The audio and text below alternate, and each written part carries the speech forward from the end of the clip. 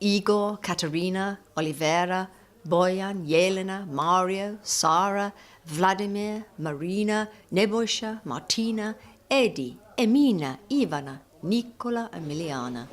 Young Serbs and Croats in Brussels sharing a meal in a common language. Among the 20-strong group are students, lawyers, a historian, a doctor, an accountant, a music teacher, a travel agent and youth leaders. From the outside, they're hard to tell apart. Who is a Serb? Who is a Croat? And what does that mean? Historically, they're distinguished by their churches. Most Croats are Catholic, and most Serbs Orthodox Christians who use Cyrillic script. They are the guests of the Conference of European Churches, CEC, the ecumenical Brussels-based fellowship that seeks to promote peace, justice and human rights, and in this case, the rights of religious minorities. Their visit was a follow-up to CEC's consultation on the rights of religious minorities, which took place in Zagreb in October 2016, and involved CEC's long-standing partners, the Church's Commission of Migrants in Europe, the European Parliament's Anti-Racism and Diversity Intergroup, and the Serbian Orthodox Diocese of Zagreb and Ljubljana. Like so many young people, these Serbs and Croats enjoy sharing a joke, dressing up, having a drink, and falling in love. But unlike most of their European counterparts, these young people grew up in the shadow of a conflict, the 1991-95 war that tore Yugoslavia apart and led to the displacement of hundreds of thousands of people. Naravno, najgore su bile godine rata gdje je bilo raznih, kako da kažem, fizičkih obračuna i slično. Onda su znali ljudi tokom rata, to su nam pokazivali, da bi mogli manipulisati sa ljudima koji zapisuju ko ulazi, ko ne ulazi, ići na više strana. Domalo, samo što nisu kopali tunele da bi ušli u crkvu. Redovito je bilo ostanje bez posla i također fizički obračuni gdje su naprosto mnogi bili prisiljeni napustiti to područje. Dobijali su zabrane ili će da biraju da idu u crkvu i da slave Božić, slave Uskrs, ili će da se učlane u partiju, ili će otići iz države. But the problem of ethnic tension didn't disappear at the end of the conflict. Once the borders were drawn between newly independent states, many minority ethnic communities were orphaned in what had become a foreign country. There are 186,000 Serbs living in Croatia, according to its 2012 census, as opposed to 580,000 recorded in 1991. Serbs make up more than 4% of the population, while the number of Croats in Serbia is much smaller, at 58,000.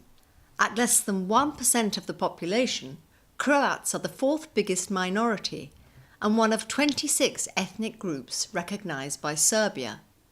20 years after the conflict, how are these minority communities faring? Croatia became a member of the European Union in 2013. Has this made a difference? In spite of an adequate legal infrastructure, human rights observers, such as Amnesty International, point to widespread ethnic discrimination in Croatia. As for Serbia, the EU Parliament's Foreign Affairs Committee admits that while Serbia does a lot for its ethnic minorities, there's still room for improvement. Institucionalna diskriminacija je najstrašnija.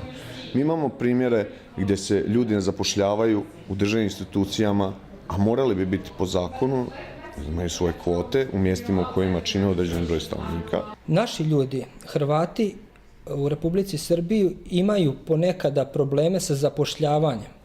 Pa često i posavjetujemo ljude ukoliko postoji negde neka rubrika nacionalnost da se striktno ne izjašnjavaju kao Hrvati, već da ostave tu rubriku praznu, da budu neopredeljeni. Imamo problem sa školstvom gdje se djeca ne smiju izjašnjavati tko su i što su, zato što ih se automatski diskriminira i oni moraju, prisiljeni su kako ne bi bili diskriminirani čak ići na katolički vjeronauk.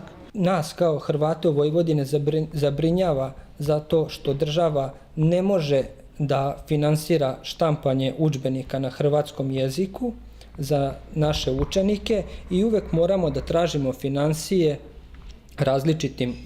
različitim putevima, govorim o određenim nivoima sponzorstva. Možete svjedočiti svakoga dana da su ulice pune grafita kojima se poziva na linč Srba, postoje posteri na kojima su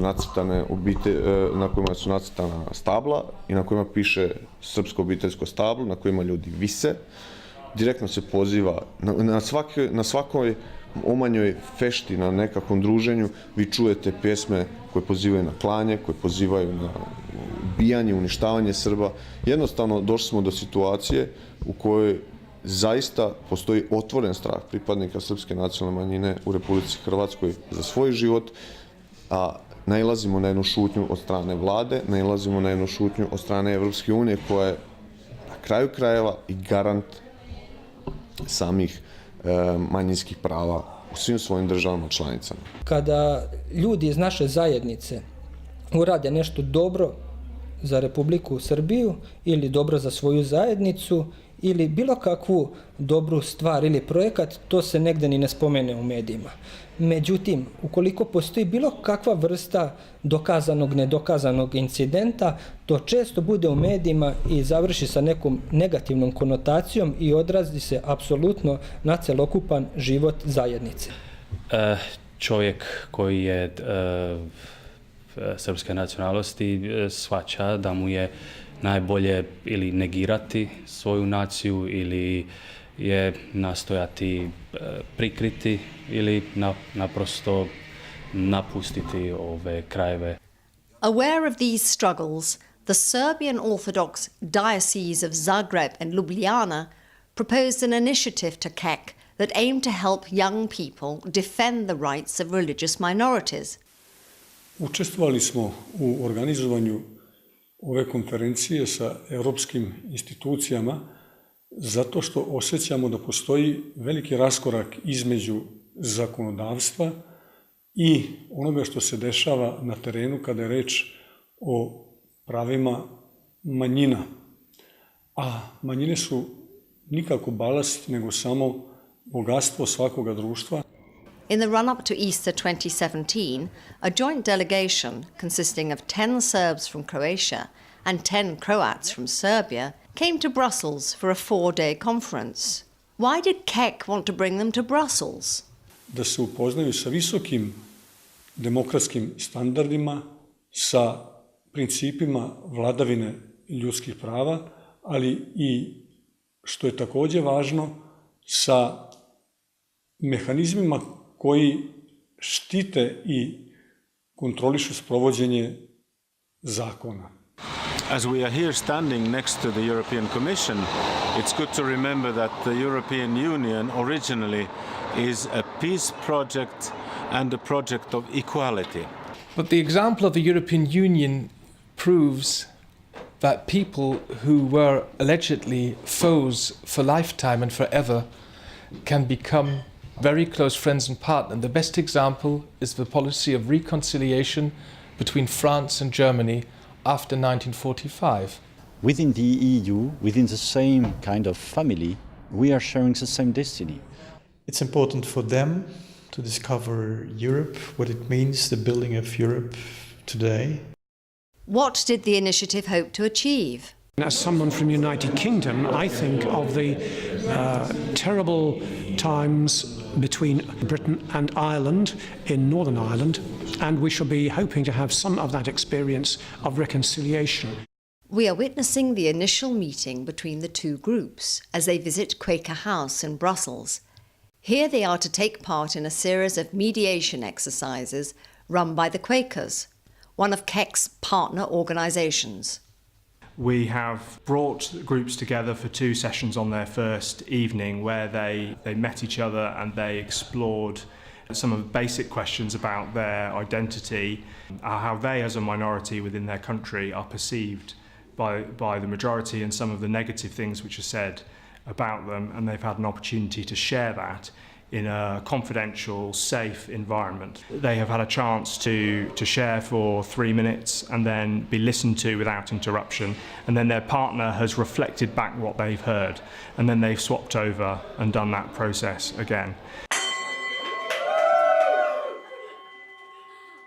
Having broken the ice, what did these mediation exercises achieve? Friendship. Ono što me posebno usrećilo jeste to što su se naše dvije grupe jako dobro složile. Jako smo se dobro razumjeli kroz rad u sesijama, u parovima, kroz običan ljudski razgovor na koji smo na neki način u sesijama bili primorani jer su takva bila pravila, ali rezultati toga su bili jako dobri. Empathy. Srbi u Republici Hrvatskoj ulaskom u Europsku uniju su dobili jedan veliki dijapazon prava, međutim, koliko sam danas video, ta prava su samo na papiru i ne sprovode se u potpunosti koliko bi trebalo. And understanding. Mi nemamo problem međusobno jer nismo opterećeni prošlošću na način na koji su to možda stariji ljudi ili ljudi koji su više involvirani u određene sisteme. Znači, naša komunikacija je lakša, ima više razumijevanja i slično. As a result of this dialogue, Mario and Jelena, the two youth leaders of the National Council of Serbia and Croatia respectively, restated a joint declaration in which they agreed to work together so as to defend the rights of minorities in each of their countries. As if to underline the success of the program, later that week the group demonstrated their ability to build bridges in a symbolic act of horseplay. Tako, sasvim slučajno i sasvim spontano se podelili u dve grupe. Jedna grupa je išla u grad, druga se vraćala u hotel. I sasvim slučajno se dogodilo da su zapravo, da smo se tako nacionalno podelili na dve grupe. Jedna grupa je išla s jedne strane ulice, druga s druge, pa smo onda napravili predstavu da je jedan njihov momak kao njihov predstavnik i naša Jelena su se tako na sred ulice, na sred pešačkog prelaza našli i rukovali, izljubili. Nije imao cveće da je dali, dao je čokoladicu. United in a common cause, the delegates were keen to meet EU officials and diplomats and explain the human rights situations that they face in both countries. More important still, they sought advice on how to resist discrimination against their communities. U momentu ulaska Republike Hrvatske u Evropsku uniju i periodu koji je prethodio prije toga, prava koja su zagarantirana i koja su uspostavljena bivala su implementirana u određenoj kvalitetnijoj mjeri u odnosu na današnje vrijeme. Čim smo ušli u Evropsku uniju, prava su zanemarena i država je počela apsolutno ignorirati srpski problem. Mindful of their counterparts' experience, the Croats from Serbia wanted to ensure that their rights would be respected after eventual accession. Since Croatia's membership of the European Union, there have been challenges in fully implementing its EU-compliant human rights legislation. To help both groups achieve their ends, Kek organised a series of interviews with high-ranking officials at the European Parliament, at the Commission, with the Executive Office of Northern Ireland, and with the Serbian and Croatian representations to the EU, as well as with church groups. It was very interesting to hear their concerns, to hear their frustrations, because these are real problems they're facing on their daily lives. If the Croatian minority in Serbia has recommendations, suggestions, please feel free to send these to Commissioner Hahn, who's dealing with this in the Commission with his team, but you can also send them to me as a standing rapporteur, and I could also try and reflect your ideas in the report for next year 2017. Pregovarački proces Republike Srbije za ulazak u Evropsku uniju je pravi primer za to, jer zajedno radimo sa njima, sa nacionalnim savjetima i trudimo se da uvrstimo njihova mišljenja u naš pregovarački proces i rezultate koji će on doneti. Smatram da je ovo iznimno koristan susret kojim se potiče suradnja između dvije zajednice i također pitanja koje su postavili predstavnici omladine iz Srbije i Hrvatske pokazuju da su oni iznimno zainteresirani za svoj položaj, za svoja prava, ali i za mogućnosti dobijanja određenih sredstava iz europskih fondova. My message to the young people who were here was that through initiatives like that, through talking to each other, through trying to cooperating, that's the best guarantee that they can have in order to make sure that they resolve their problems. It's a fantastic moment where young people are showing that there is an alternative to the war, to the enemies, to all these things what happens in the past on the Western Balkans. What did the participants feel they'd gained from the conference? I ovo je dokaz da u stvari mi međusobno kao nacija nemamo problem, nego da su uglavnom političari više ti koji nam zadaju te probleme. Mislim da mi problema sa pomirenjem nemamo, to smo vidjeli proteklih dana, proteklih noći. Drago mi je da smo imali priliku vidjeti u stvari kako funkcioniraju institucije ovdje i kako naši ljudi ovdje rade. Mada mi je možda samo malo žao, moram se složiti sa svojim kolegama, što u stvari imam osjećaj da nas nisu previše shvatili i da su nam davali neke tipično političke odgovore. Što se tiče posjeta dužnosnicima, bilo je tako kako je, bitno da su nas saslušali, pa sad, da li mogu nešto promijeniti, ne znam, ali neka se naš glas čuje u budućnosti. Back to the table. How should these young people go forward? Dobili smo jednu novu energiju da nastavimo dalje raditi s još većim intenzitetom u pitanju naših prava, na kraju krajeva i prava naših kolega iz Srbije. Kako dalje? Pa prvo večera, pa ćemo onda vidjeti kako dalje.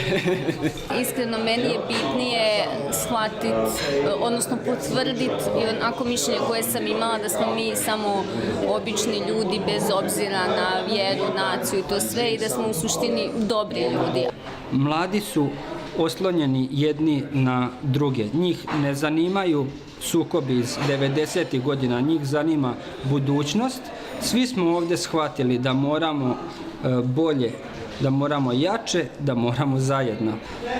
Ako bih morao da dam zaključak šta će to biti u budućnosti što će nas spajati, to će biti volja i taj karakter čelične volje koji će pokazati kako mogu, na primjer, jedan Srbin iz Republike Hrvatske i jedan Hrvat iz Republike Srbije da pruže jedan drugom ruku, da kažu ostalima koji ne misle tako, bez ikakvog straha, da kažu hej, to smo mi možemo da sarađujemo, mi smo ta nada, mi smo budućnost i jednostavno ne želimo da budemo kao vi. Mi idemo dalje i mi idemo napred. Pobednička ekipa.